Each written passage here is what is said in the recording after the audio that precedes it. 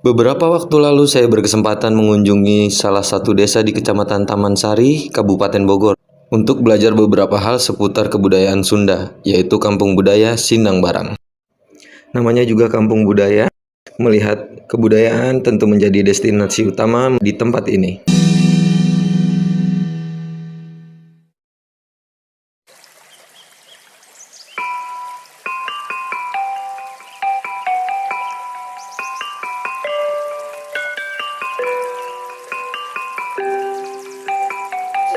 Assalamualaikum warahmatullahi wabarakatuh. Perkenalkan, nama saya Ahmad Setiagi. Saya mahasiswa dari Bogor Hotel Institute. Pada kesempatan kali ini saya akan mengajak Anda berkeliling di Kampung Budaya Sindang Barang.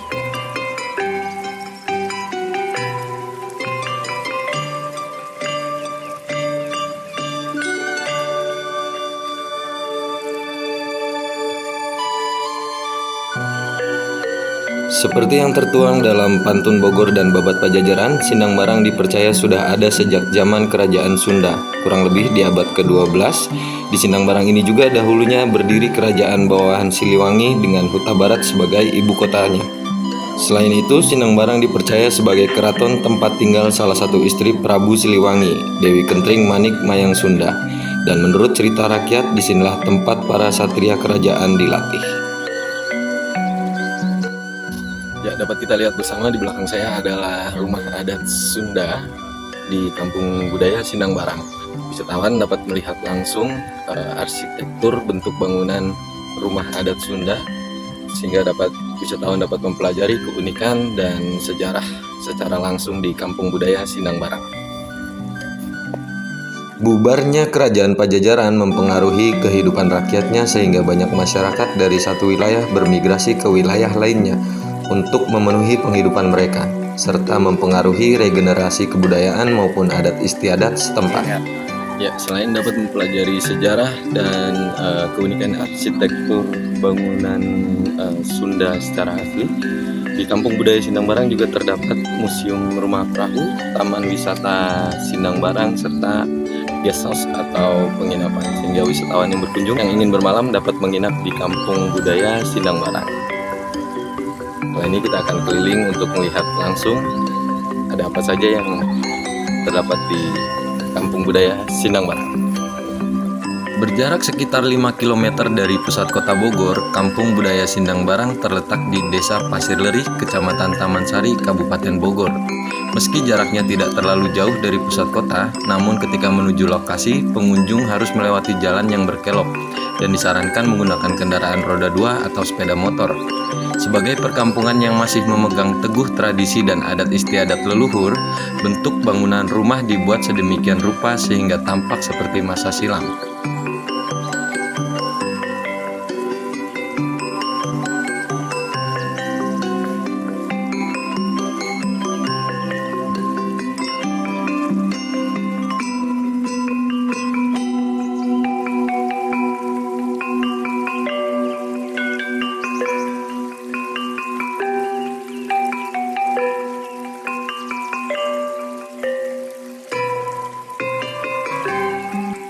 Memasuki Kampung Budaya, pengunjung akan menyaksikan Imah Gede, yaitu rumah besar yang biasa digunakan sebagai tempat berkumpul dan bermusyawarah masyarakat dengan ketua adat dan para kokolot. Kokolot ialah mereka yang dianggap sebagai sesepuh adat Kampung Sindang Barang. Ahmad Mikami Sumawijaya membangun kampung sejarah dan budaya itu di lahan seluas 8.600 meter persegi.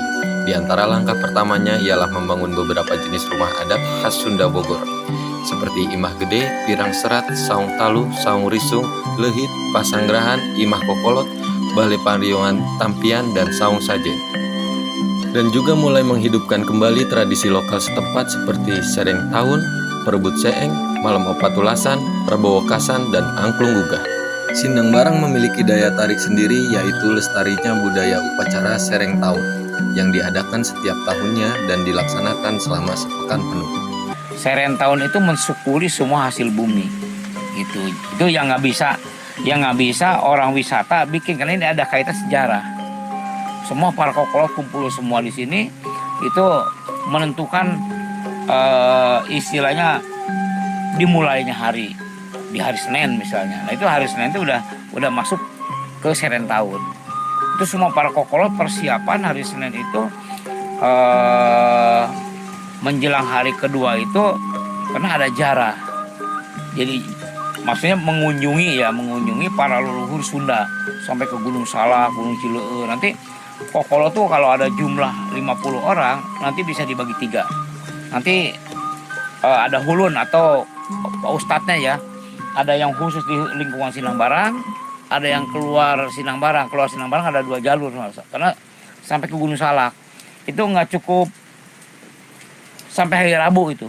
Dari mulai di hari Selasa tuh persiapan sampai hari Rabu. Setelah hari Rabu selesai baru kegiatan selanjutnya yaitu di hari Kamis. Nah hari Kamis itu kebanyakan kegiatannya pemuda. Pemuda itu mengadakan kegiatan-kegiatan lomba. Seperti lomba nyumpit, lomba memanah, sampai adu layangan. Itu di sawah di sana. Itu hari Kamis. Gitu. Nah, hari selanjutnya ke hari Jumat. Hari Jumat itu ada ambil air Kukulu. Cikukulu di 7 mata air. Nah, itu diiringi oleh angklung gubrak dan kesenian-kesenian lain. Itu ba'da Jumat. Selesai itu jam 2 sampai jam 3. Jam 3-nya ada upacara mundai. Mundai itu melepasan ikan di sungai. Nanti ditangkepin oleh warga, tidak boleh pakai alat. Nah, itu yang seru gitu lah. Itu sampai selesai, sampai sore lah istilahnya, sampai biasa sampai jam 5 gitu. Nah, malamnya ada persiapan tausiah menyatukan 7 mata air. Nah, malam Sabtu ya. Nah, di hari Sabtu para kokolot udah nyiapin lagi di sini di lapangan. Itu sedekah kue.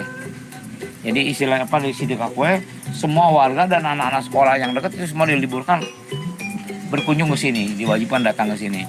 Nanti kalau udah upacara ada sedekah kue, itu baru selesai itu jam 11 lewat, baru ada munding, motong kerbau di Sinangbarang sana.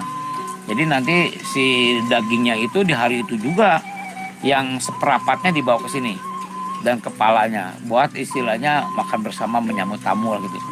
Sebagiannya dibagiin sama yang membutuhkan, ya, yang membutuhkan. Nah itu sampai selesai malam minggunya ada pertunjukan kesenian. Ya tentunya yang diutamakan kesenian yang hasil dididik di kampung budaya ini. Tapi tidak menutup kemungkinan ada juga orang yang datang yang nyumbang dari tetangga-tetangga kampung.